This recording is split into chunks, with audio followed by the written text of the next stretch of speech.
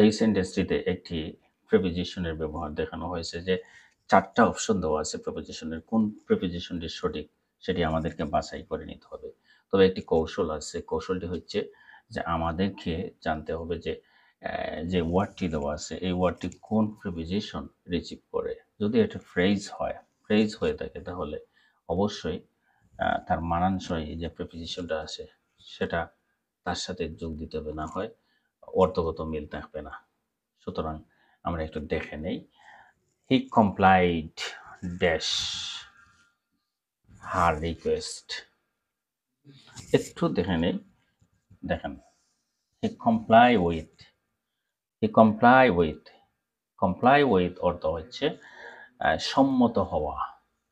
He complied with her request, সে তার অনুরোধে সম্মত হয়েছিল, সে তার অনুরোধে সম্মত হয়েছিল।